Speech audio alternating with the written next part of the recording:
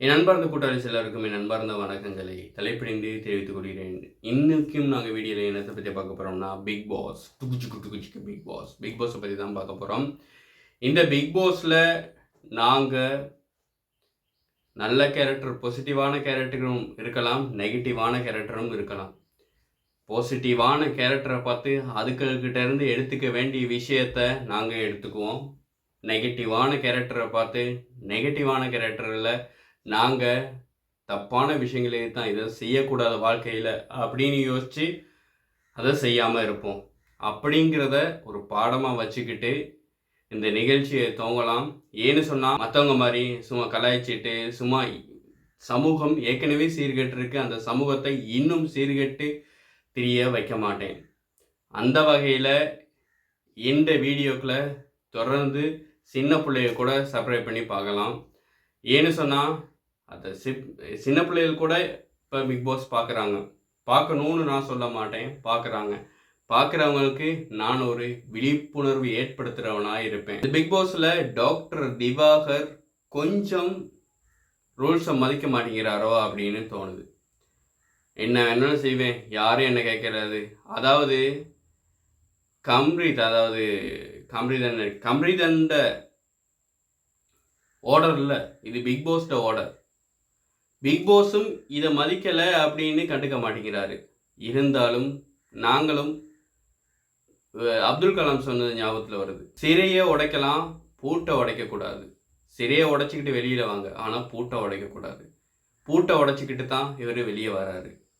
யார்? டாக்டர் திவாகர். அதாவது ஸ்விம்மிங் பூலில் தண்ணி எடுத்துகிட்டு போகிறாரு, பல்லு விளக்குறதுக்கு தண்ணி பிடிக்கிறாரு, ஒஷோங்கு போகிறதுக்கு தண்ணி எடுத்துகிட்டு போகிறாரு. ஏவன் என்ன எக்கேடு கேட்டால் எனக்கு என்ன, நான் அப்படியே தான் இருப்பேன் அப்படிங்கிற சில நபர்களை பார்க்கக்கூடியதாக இருக்குது. ஆதிரியை எடுத்துக்கங்களேன். இப்போ ஆதிரிக்கும் டாக்டர் திவாகருக்கும் கம்ருதீனுக்கும் உள்ள வித்தியாசத்தை காட்டுறேன் நான். ஆதிரி அப்படி இல்லை.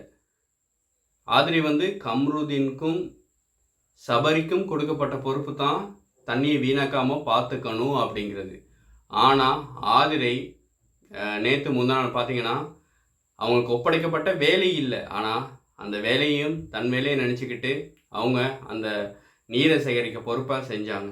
கடைசியில் கம்ருதீனுக்கும் ஆதிரைக்கும் ஒரு சண்டை வரப்ப ஆதிரை சொன்னாங்க, நான் செய்யவே தேவையில்லை, ஆனால் செஞ்சேன்.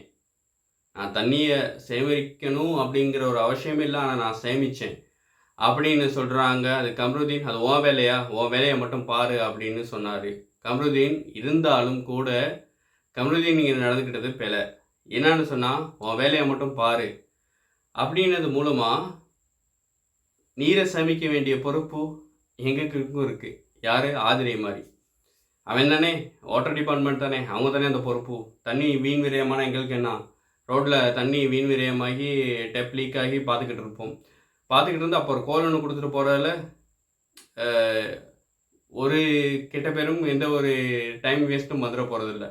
கால் பண்ணி இந்த இடத்துல இது தண்ணி வேஸ்ட் ஆகுது, இதை பாருங்கள் குயிக்காக அப்படின்னு சொல்கிறதில்ல எந்தவித இதுவும் ஆகி போகிறதில்ல. ஆனால் ஆதிரி அந்த மாதிரி ஒரு ஆள். தண்ணி வேஸ்ட் ஆகுதா அதை பார்த்துக்கிட்டு சும்மா இருக்க இயலாது. அவங்ககிட்ட வேலை தானே, வாட்டர் டிபார்ட்மெண்ட்டு வேலை தானே பார்த்துக்கிட்டு இருக்கல. இந்த மாதிரி நபர்கள் தான் சிலர் இருக்கனால தான் இன்னும் நீர் தேவையை நாங்கள் பூர்த்தி செஞ்சுக்கிட்டு இருக்கோம். எனக்கு ஒரு சின்ன ஒரு விஷயம் ஞாபகத்தில் வருது. எனக்கு சுயம் நடந்த ஒரு அனுபவம். பக்கத்து வீட்டில் தண்ணி லீக் ஆகி போய்கிட்டு இருக்கு. எனக்கு சத்தம் கேட்குது. பக்கத்து வீட்டில் தண்ணி லீக் ஆகி போய்கிட்டு இருக்கு சத்தம் எனக்கு கேட்குது. கேட்டு நான் கால் பண்ணி சொன்னேன், உடனடியாக சொன்னேன். அவருக்கு கால் பண்ணி அந்த வீட்டுக்காரருக்கு சொன்னேன், இந்தாங்க உங்களோட வீட்டில் தண்ணி வேஸ்ட்டாகி போய்கிட்டு இருக்கு, டக்குன்னு மூடுங்க. ஏன்னா ஓட்டரில் கட் பண்ணிவிட்டு திருப்பி போட்டாங்க. ஓட்டரை கட் பண்ணுறப்ப இவங்க ஆன் பண்ணி வச்சுட்டாங்க தெரியாமல். திருப்பி ஓட்டரை ஆன் பண்ணுறப்ப தண்ணி லீக் ஆகி போய்கிட்டு எல்லாம் வேலைக்கு போயிட்டாங்க. அவருக்கு நான் கால் பண்ணி சொன்ன போது கூட பார்க்கல.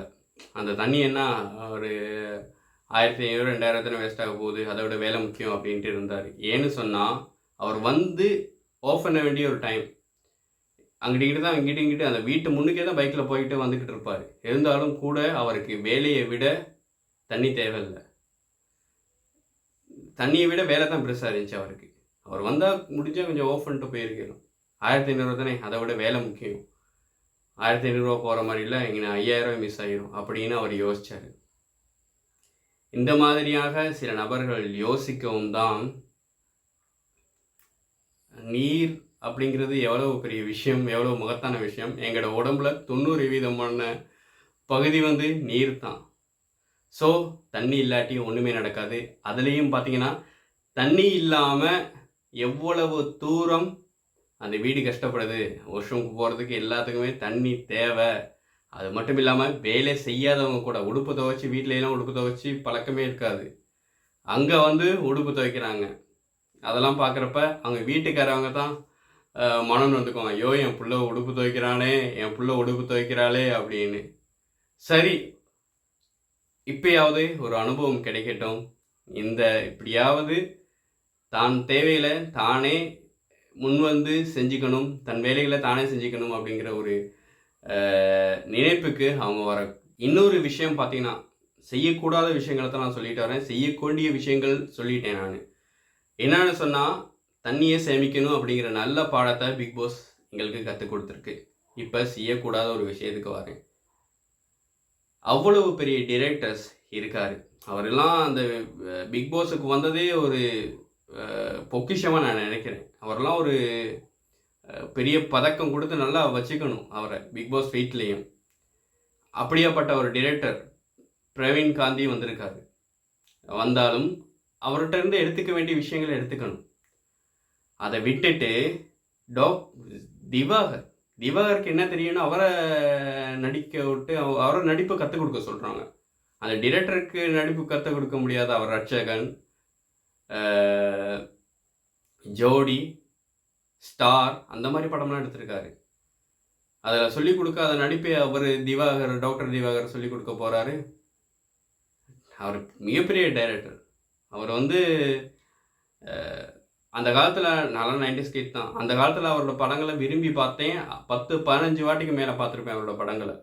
அப்படியாப்பட்ட ஒரு டைரக்டர் இருக்கு. அந்த சபையில் டாக்டர் திவாகரை கூப்பிட்டு நடிப்பு கற்றுக் கொடுக்க சொல்கிறீங்க. அதுவும் பண்ணாத அலப்பறை பண்ணிக்கிட்டு இருக்காரு. இதெல்லாம் எனக்கு வேஸ்டான ஒரு விஷயமா பட்டுச்சு. நிகழ்ச்சிக்கு சுவாரஸ்யம் ஊட்டுறதுக்காக சில விஷயங்கள் செய்யணும் தான். இருந்தாலும் மனுஷன் படிச்சுக்கிறதுக்கும் சில விஷயங்கள் கொடுக்கணும். இது மூலமாக எத்தனை பேர் நடிப்பு தெரியாமல் இருக்காங்க, அவங்களுக்கு ஒரு நடிப்புக்கிற வாய்ப்பு கிடைக்கும் இந்த டைரக்டர் சொல்லி கொடுக்குறனால. அதே மாதிரி முன்னையெல்லாம் பார்த்தீங்கன்னா எழுத்தாளர்கள் வந்தாங்க. கமல்ஹாசன் இருக்கப்போ கூட எழுத்தாளர்கள் வந்தாங்க. இந்த டைரக்டர் வந்திருக்காரு, இந்த பையனை அவரை யூஸ் பண்ணிக்க தெரியலை. அவர் அடுத்த முறையோ அதுக்கு அடுத்த முறையோ வெளியே போயிடுவார். அதுக்கு முழுக்க அவர்களால் வேண்டிய யூஸை எடுத்துக்கணும். பிக் பாஸ் செஞ்ச மிகப்பெரிய தவறாக இதை பார்க்குறேன். அப்புறம் நான் அப்படிங்கிற தலைப்பில் நீங்கள் இப்போ பேசலாம் அப்படின்னு காந்தியை அழைக்கிறப்ப பிக் பாஸ் அவர் சொல்ல வர்றார் ஒரு கருத்தை முன்னுக்கே தடை போட்டுடுறாங்க. அதாவது இந்த ஒரு விஷயத்தில் சரி வாய்ப்பாக பயன்படுத்திக்கோங்க, சரி நல்ல விஷயம் சொல்ல போகிறாரு, ரெடியாகி நான் உட்காந்துருக்கப்போ பார்வதி இதுக்கு கூட ஒரு வாய்க்கட்டு போடுறாங்க. யாரோட? காந்தியோட வார்த்தைகளுக்கு வாய்க்கட்டு போடுறாங்க. காந்தி பேசட்டுமே, அவர்கிட்ட இருந்து எடுத்துக்க வேண்டிய பல விஷயங்கள் இருக்கு. அவர் சொல்றாரு நான் அப்படிங்கிறது பாசிட்டிவும் இருக்கான் ஒருத்தன், நெகட்டிவ்லேயும் ஒருத்தன் இருக்கான். பாசிட்டிவான ஒருத்தனை வெளியே வர வைப்போம், வெளியே வின் பண்ண வைப்போம், நீங்கள் எல்லாம் வின் பண்ணணும்னு எங்களை காட்டிதான் சொல்கிறாரு. அவர்கிட்ட நிறைய விஷயங்கள் கெட்ட விஷயங்கள் இருக்கலாம், நிறைய விஷயங்கள் சிலருக்கு பிடிக்காத சில விஷயங்கள் இருக்கலாம். அவர்கிட்ட இருந்து எடுத்துக்க வேண்டிய விஷயங்கள் எடுப்போம். டைரக்டர் மணிரத்னம் வந்தாலும் கூட பிக் பாஸ்க்கு இதே கதை தான். என்ன அவர் கூட நல்லவர் இருக்க மாட்டார். இப்போதான் தெரியும் எங்களுக்கு நெகட்டிவ் எல்லாமே அப்படித்தான். நெகட்டிவ் பாசிட்டிவ் எல்லாமே கலந்தவன் தான் மனிதன். அப்படின்னா கடவுளை தான் பிறக்கணும், அவதாரம் எடுத்து தான் உலகத்தில் பிறக்கணும். பிறக்கிறவங்க மட்டும்தான் நல்லதாகவே செய்வாங்க. மற்றவங்க எல்லாமே கெட்டவங்க தான். எல்லாருமே சூழ்நிலை கைதிகள். அடுத்து கலையரசன் வந்துருந்தாரு. கலையரசன் சொல்லியிருந்தாரு, அவர் 7 முறை ஜெயிலுக்கு போயிட்டு வந்ததாகவும், கூத்துப்பட்டறை அந்த கூத்து விஷயங்கள் செஞ்சுக்கிட்டு இருந்ததாகவும், நாடகம் அந்த விஷயங்களில் ஈடுபட்டது மூலமாக பல ஜெயில்களுக்கு போயிட்டு வந்தாலும் 7 தடவை ஜெயிலுக்கு போயிட்டு வந்துட்டாராம். கேட்குறவன் கேனவனாக இருந்தால் எரும மாடு ஏரோப்ளேன் ஓட்டுமா. அடுத்தது அவரை சொல்லியிருந்தார், ரொம்ப மிகப்பெரிய தியாகி அப்படிங்கிற மாதிரி பண்ணார். இப்போ ஷக்கிலாவோட எடுத்த இன்டர்வியூவை பார்க்காதவங்க பாருங்கள். ஷக்கிலா வித் கலை அரசன், அகோரி கலை அரசன் அப்படின்னு அடித்து சர்ச் பண்ணி பாருங்கள், யூடியூப்பில் இருக்குது. அதில் அவங்க ஒய்ஃபும் ஷக்கிலாவும் இன்டர்வியூ கொடுப்பாங்க. ஷக்கிலா சொல்லுவாங்க அவங்க அம்மாவோடையே அப்படின்னு அந்த இன்டர்வியூவில் சொல்லுவாங்க. அப்படி ஒரு கேவலமாக சொன்னவரையே, அவங்க ஒய்ஃபே கேவலமாக சொன்னவரையே இப்போ சொல்கிறாங்க. நேற்று முந்தின நாள் ஒரு இன்டர்வியூவில் யூடியூப்பில் சொல்கிறாங்க, வலைத்தளத்தில் சொல்கிறாங்க, இவருக்கு நீங்கள் ஓட்டு போடுங்க. எப்படி மனசு வருது? இவருக்கு ஓட்டு போடுங்க, இவரை ஜெயிக்க வைங்க, இவருக்காக நீண்ட மக்கள் இப்பயும் இவர் பக்கம் நிற்கணும்னு ஆசைப்படுறேன். இவர் பக்கம் அவன் நின்றுட்டே நீ இப்படிப்பட்ட கேவலமானவனை கேவலமாக பேசினேன். சரி, இப்போ கேவலத்திலேருந்து நல்லவங்களாகிட்டீங்களோ இல்லாட்டி நல்லது சொல்கிறீங்களோ? இது எனக்கு புரியலை. என்ன நாடகம், என்ன நடிப்பு, என்னன்னு தெரியல. ஏற்கனவே அவங்க மனைவி பிரிஞ்சது அவருடைய தகாத உறவின் காரணமாகவே அவங்கள்ட்ட இருந்து பிரிஞ்சாங்க. இப்போ சேர்ந்துக்கிட்டாங்க. என்ன சேர்க்க சரியில்லை. சரி, இன்னும் ஒரு வீடியோவில் சந்திக்கலாம். அது வரைக்கும் விடைபெறுவது உங்கள் கூட்டாளி சால்வை. சரி, நீங்கள் என்ன நினைக்கிறீங்கிறதையும் கமெண்ட்டில் சொல்ல மறக்காதீங்க. பாய், டேக் கேர்.